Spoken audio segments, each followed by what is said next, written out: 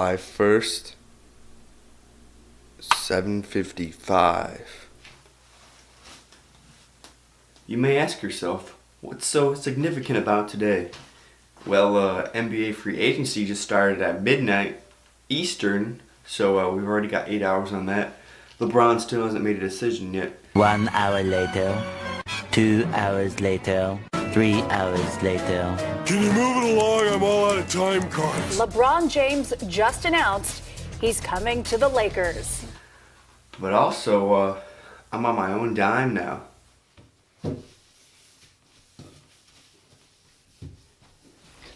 I'm no longer employed by the University of North Carolina at Greensboro.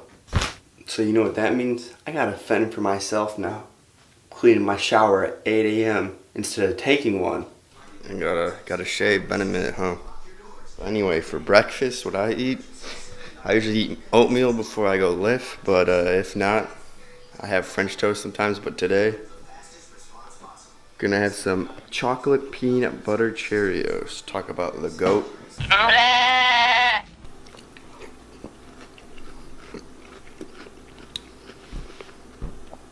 Sports Center right now. Yeah, I got it muted. Gotta tell you guys what's going on. Yeah, I woke up to free agency. Everything's been the same so far. Paul George is staying with the Thunder. Chris Paul is staying with the Rockets. DeAndre Jordan, though, is going to the Mavs. DeMarcus Cousins, I just talked about it. He's taking calls from the Pelicans and Lakers. Did you use performance-enhancing drugs?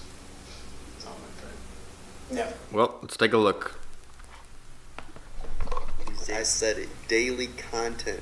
Somehow, someway, I might disappoint you with these daily videos, but they're gonna be daily. Today marks the first day of getting daily content. I need to get on with my life also. It's 1 o'clock right now. Just watch this. I kept looking. When you watch this video, I'm gonna post of me reacting to the Sammy Sosa documentary. I keep looking over like this because I'm watching the World Cup at the same time. Russia and Spain, they went to penalty kicks, and Russia won in penalty kicks. That's right, Russia won.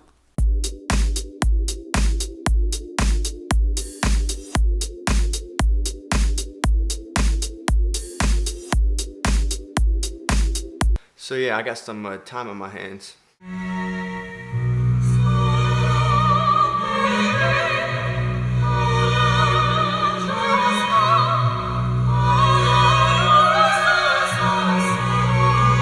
Alright, I guess this beard is kind of indicative of what this whole past week has been. Basically just 3 days specifically, but we went to NEO camp up in Ohio. I made a vlog actually. I made it for in the Gym Hoops channel. I'm about to put the second one out today, hopefully, if not tomorrow. And me and Felix, the boss man over at In the Gym Hoops, we just we didn't sit technically. I mean, sometimes we sat and filmed, but we stood around and filmed all these games. I don't even know how many hours, but right now I'm just going to go through the clips. I'm actually going to put a video up so you guys can see all this. I'm just going to talk about this, like how long this really took. In the trash, all the deleted clips, 862. And then in this first day of games, 196. Second session, 219. And then finally in this third session, 429. So I mean, I'm at a rate of about, let's just say 100 clips per hour. So you add up all those numbers, guys. I'll do it on the side here. Sorry I didn't write it down. But yeah, it's a lot. And yeah, that's how many hours I spent. I tried doing some vlogs at the same time. I actually posted one this morning after I saw the whole Sammy Sosa video. I was inspired to do that. But I'm gonna get on with my life, shave all this crap, because I know the last thing you guys want to see is a neck beard.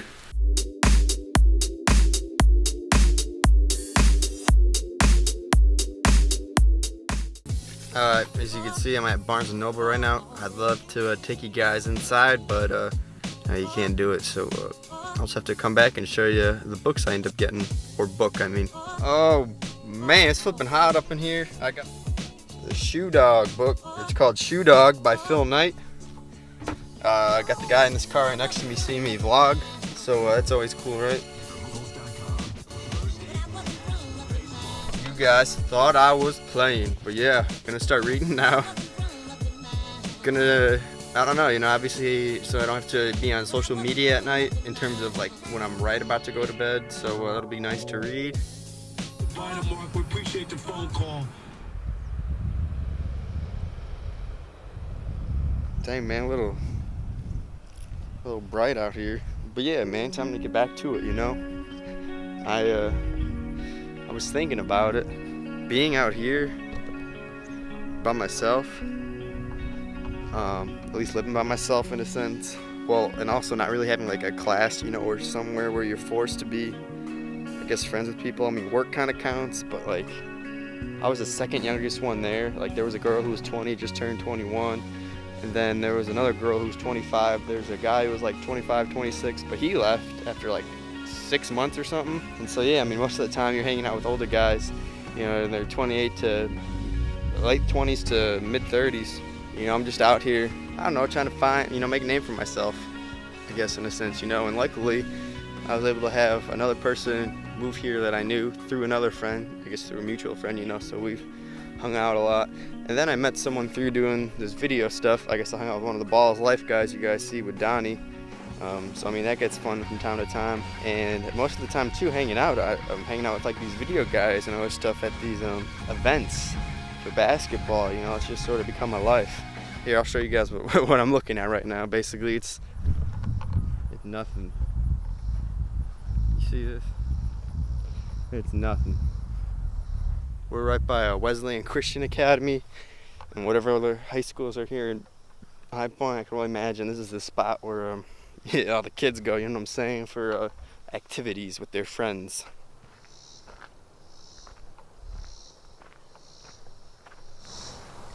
Let's see, can we get him on camera?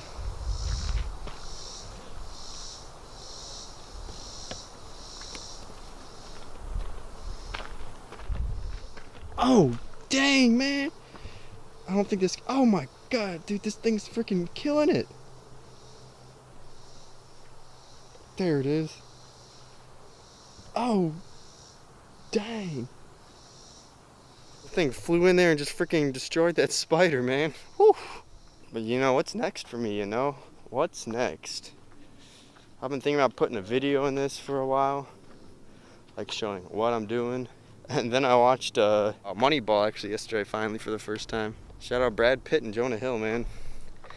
Jonah Hill's really good at that one role where he sort of embraces himself as the loser in a sense. But like, he's really smart. I don't know if he himself is smart, but anyway, it was just clever stuff. There's stuff I think about sometimes, that I miss out on. What I did at, I guess, UNCG was all on purpose in a sense. I didn't want to get too close to people in a sense because I knew this was going to happen. I knew I wasn't going to be there for long. Honestly, I thought I was going to be gone by March. But then just looking at the landscape of this whole sports media world and like where I am at, I thought it was the best opportunity. Plus, tomorrow, hopefully I get this out today. It's Sunday the 1st, like I said. It'll probably come out the 2nd. So today, the 2nd, if this is when this is posted, I'll be going to the Hornets mini camp. And like, it's crazy because like these rookies that were like top high school prospects, and with the Hornets and Miles Bridges, like everybody's all over him, high school, college people, like, oh yeah, this guy's still so cool. And once he gets to the pros, like people are off him, people are on to the next kid, which is like crazy. Like, I don't understand how these people that cover these athletes don't maintain the relationships with them. They just sort of leave them once they're gone to like the next level, But I mean, could be the job, but the reason why I wanted to do a lot of this stuff on my own, in terms of like the video, is like honestly for today, tomorrow, whatever day, the 2nd of July, when I'm going to this mini camp. I wouldn't have been able to do that if I was still at UNCG because media availability is at like 11:30. It's like random, but hopefully Miles remembers me. That'd be so cool. I'm just trying to sort of create these opportunities for myself. I listen to the podcast House of L. Shout out to Laurence Holmes. Chicago guy back home. I try to listen to him on the radio when I can, or rather on my phone with the TuneIn app. He had Jason Goff on. He used to be a big Chicago personality, sort of is still. Like he's on The Final Word on Fox 32 on the weekends on Sunday nights. But he used to be on The Score. I loved to listen to him on The Score, like it was great. The period of time when he was gone to Atlanta, I was sad. But once he came back, I would listen to that midday show. It was like 9 to 1. But Bernstein and Goff, that was my show. Obviously before that, Boers and Bernstein, that was where it was at. Love it. I still have that final show saved on my iTunes. It was just crazy. But yeah, those were like the go-tos for me on the radio. I mean, I still listen to music, but like the sports talk radio I grew up on with my dad, actually. Just kind of cool, you know, the way we connected. Jason on the podcast, I was able to hear, I guess, what life was like for him, making his way up through the whole ladder, if you will, in the sports media world. Now he's doing just a bunch of freelance stuff, trying to latch on for like a permanent job. I guess sort of like myself in a way, but like I'm just gonna run with this now and see where it goes, because like I spent a full day with Jordan Poole. I'm gonna have to write something about that. Like I want to try to, I guess, write stuff now more. I'm gonna read more, sort of expand my vocabulary even more, because like I just stopped. It's like when you stop playing basketball, you know, stop playing whatever sport, you know, you sort of lose it. You know, sometimes it's like riding a bike where you just get back on and get at it, but it's not like your skill level has improved if you don't work on it. Jason Goff just talked about how he was challenged by his producers at 670, like what he would do, like what else he can do to expand the show content. Shout out this guy walking by me. I guess driving by. He was challenged like what he could do to expand his the content for the Score, for the shows that he was a executive producer for.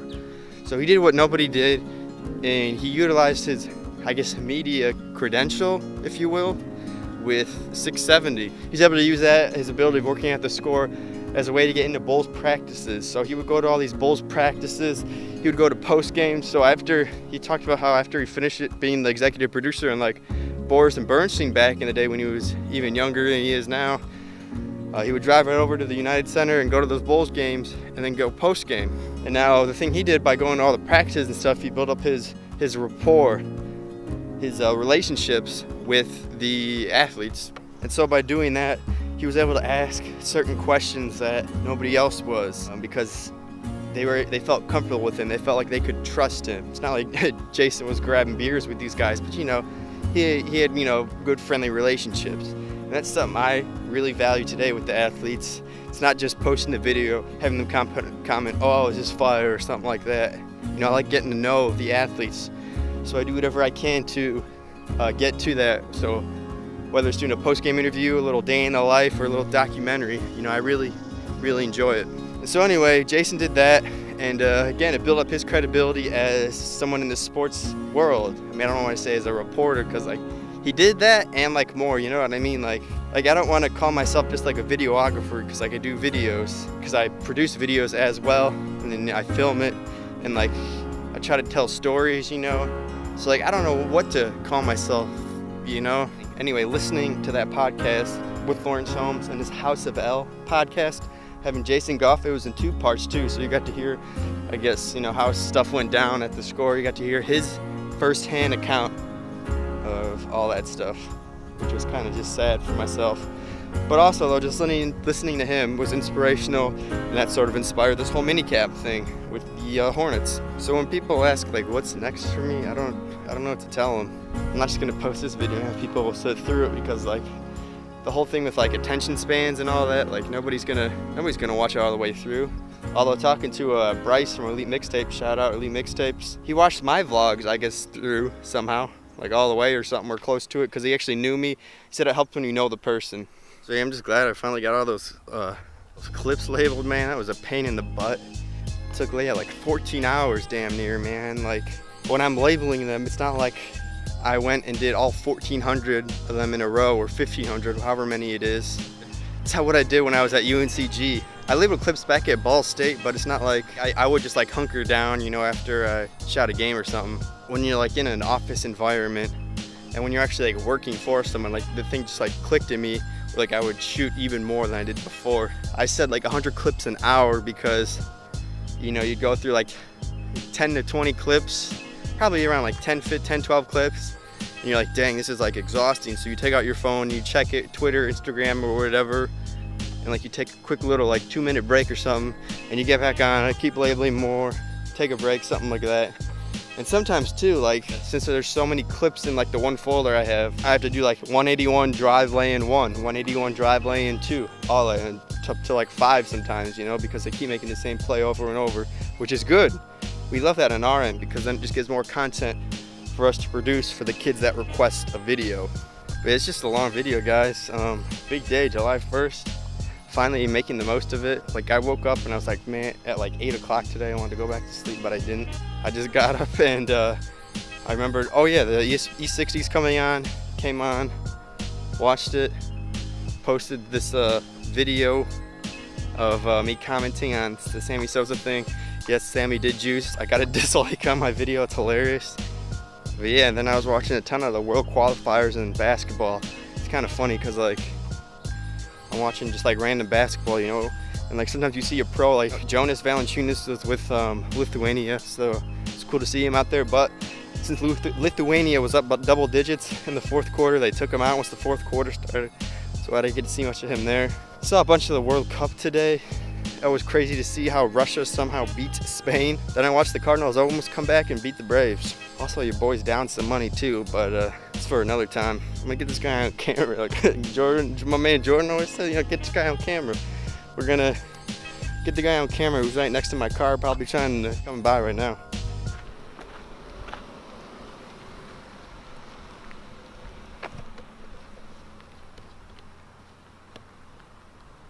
I don't know, I guess I'll do the closing in my house or something, or outside the apartment. Take a look at the guy next to me, he's probably doing his thing in the car.